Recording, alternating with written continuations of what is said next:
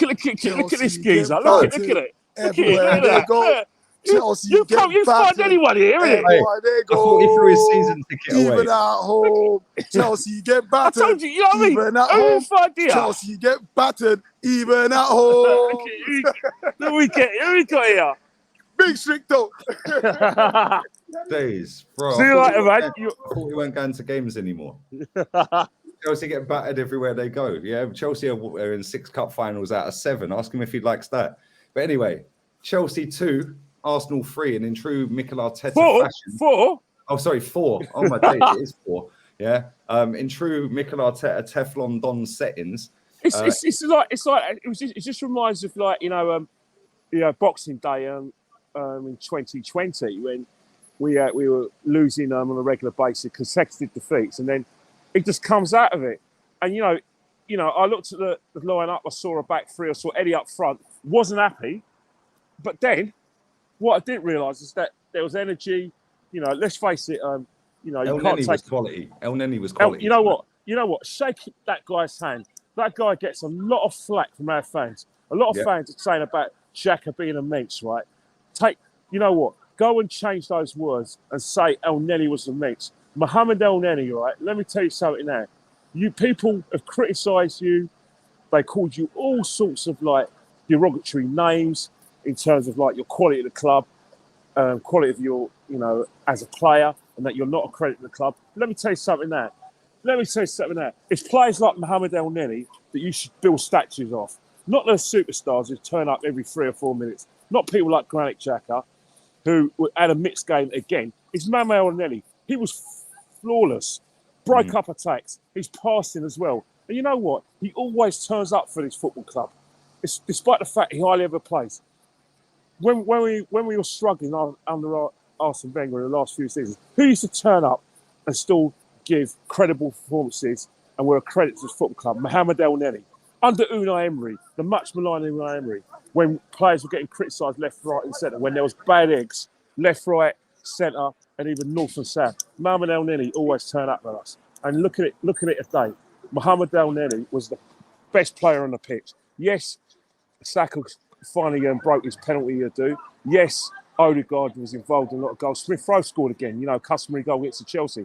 And Eddie Nketiah, obviously, we're going to mention him in a minute. But Mohamed El Neni, if you can't give Mohamed El Neni any credit, then you know what?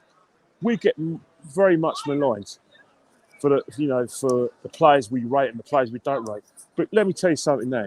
You cannot help but notice what Mohamed El Neni did for us today. He gave us a platform to win this game. Kenny, Mohamed El Neni, a star. Every time I've mentioned El Neni in the last few seasons, well, especially on this channel, since I've had it 3 years, I've always said Mohamed El Neni is what he is.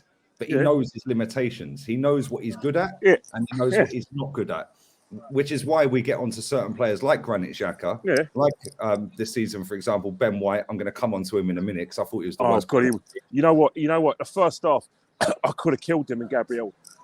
In fact, I'm very shocked that Chelsea took off Lukaku because Lukaku was ruining them. He was roasting both of them. Werner had the first 2 goals were down to Ben White. But we'll come to that in a second. I wanted to say this about El Neni. Mohamed El Neni does the simple things right. Yeah, he doesn't complicate the game. He knows he's not a very good footballer, and he knows his role within the squad, within the team, within himself. Yeah, so he'll get the ball, he'll break the play up, and he'll pass the ball to somebody who's technically better that can go and do something special up front. Yeah, defensively, off the ball, his positioning is actually very good, and it always has. Exactly. Been. The thing is, with him is that you can't sustain that over a whole season with him. He'll do it in a one-off game like he did at Old Trafford the other season, and like he's done tonight, and like he's done in other games. But you can't play that guy consistently for a 38-game season because ultimately he will cock up, right? But what I do like about El Neni is the fact that he'll come into a team, and even though he ain't played for weeks and weeks and weeks, months and months and months, he'll come in and he'll just do the simple things. Football's not a hard game, Kenny. You know this. We all know this. You get the ball, you nab it, you give it to someone better. You make sure you're in position, your goal size, and your shirt tight. It's not simple. El Neni does that. This is why I don't like Granit Xhaka, because Granit Xhaka, albeit for the second goal, I think it was the second goal. Well, he got us out of trouble. Mate, you know what? Who did he nutmeg on the halfway? Was it Kante? Was it Kante? No, it weren't Kante. It weren't Kante. I think he nutmegged. I think it was Lukaku. It was Mount. He nutmegged. He nutmegged. So I was, but the way he did that, cool, fair play. They played well tonight, yeah. But let me just say this to all the people that are going nuts about we're in the mud again, blah blah blah. No disrespect, right? We've taken 3 points out of 12. Is that how easy it is for Arteta to get so happy and gassed? We've taken 3 out of 12 points, and these fans are all over the gaff. You know what? It's who we beat. It's because it's Chelsea, and let's face it, we beat them last year. Kenny, it was Chelsea reserves. Yeah, and that's the thing. But I said before on my Instagram that we have to get the 3 points. I didn't look at the team, but a good friend of mine is a Chelsea fan, Tejas. He said, you know what, we've got Sarr in. He's a Chelsea. He said they got Sarr. Rudiger's out. And he said that a few other players out. I said, look, if that's the case, let's go for them, and we did. The thing is, right, is that we were desperate for the points, and we got the points. But again, there's so much football we played because you've got Man United. Now everyone's thinking, because of what we did today, the Man United's going to be easy because of their lamentable performance. But do you think Man United are going to be lamentable like they were at Anfield? Well, I hope they are, but we still got a lot to do. Because remember, we're behind the 8 ball now. Yes, we're level on points with Spurs, but again, we got Man United, a difficult game. They got Brentford, so it's kind of neck and neck. We can't afford. Ronaldo went back to training today. So Ronaldo's gone back to training. So obviously he's going to be. Obviously, everyone's going to be on his side. He's going to be motivated, and the players are probably going to give 50%. So we need to be on a mettle for that. Enjoy this win because you have to enjoy it when you beat Chelsea because it doesn't happen very often. Even though, that's once in 6 they've only beaten us. But after what we encountered before, you're right, mate. We encountered previously. We have to be thankful. But what we need to do is appraise the whole situation.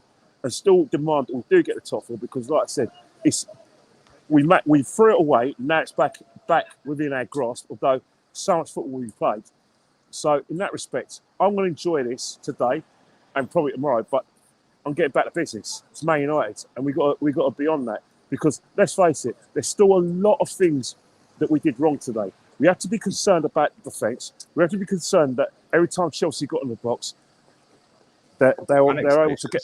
They were panic stations. They were able to get a goal, and like I said, good scoring opportunities. Even though we won the game 4-2, we also have to be worried about the fact that we give the ball away, and then when we give the ball away, one pass and they're in a back 4. So let's enjoy what we've got to do today. But as football fans, as critiques, the first half was a mess for both sides. But we improved in the second half, and it was like our dear manager said last week. After Southampton, if this was basketball, well, tonight it looked like basketball, end to end, real quick, goals, shots. Definitely. I think what we did better in the second half is that we didn't give the ball away enough, and what we did is that we kept our shape. I think probably Chelsea could have done what they did in the first half, where they equalised probably a few minutes after we got the goal. But when they failed to do that, that enabled us to get comfortable, get men behind the ball. Taking off Lukaku for me was a massive mistake by Tuchel because he was getting a run. He wasn't really doing a great deal. Yeah, but what he did, he held it tight to a centre back. He can roll them, he'll score.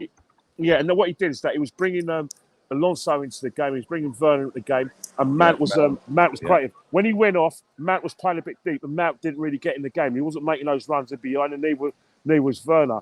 And what's happened is you take away the pace. Obviously, you've got intelligent football from Havertz, but it was an easier game when Havertz came on because he's not getting in behind us. Our shape was a lot better, and the substitutions, in terms of taking Eddie off, it was a bit harsh to take Eddie off.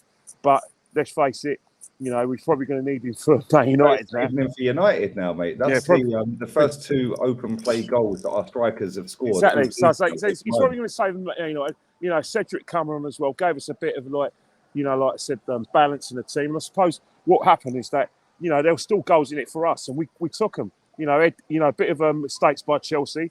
All 6 goals today were all down to defensive mistakes. Only Chelsea made more mistakes than us. Yeah, I want to ask you this before we wrap up as well. Did you see? I don't know if you were still in the ground at the time when the Chelsea fan was giving Aspilicueta the bird. Yeah, and Aspie snapped and went over to him. Yeah, the Chelsea fan was standing there and he was giving it this. Yeah, where, like basically saying, where was the fight today? Where was the fight? And Aspie lost his mind. Yeah, and went up to him. And when I was on the watch along with Ola. Yeah, Ola was saying that's the standards. You know, they've been in 6 out of potentially 7 cup finals they could have got, and their fans are having a go at one of their greatest ever players, by the way, because he has been sensational. Aspilicueta. Yes, well, he scored their second equaliser. But you're right, Chelsea fans do have a lot of standards. They left early. They were very upset. You know, one of the stewards told me that a Chelsea fan gave an Arsenal fan a punch, and the Arsenal fan didn't even celebrate too much. He just went up and hit him in frustration. So, yeah, you're right. It was that kind of thing where, you know, they're very peed off by it.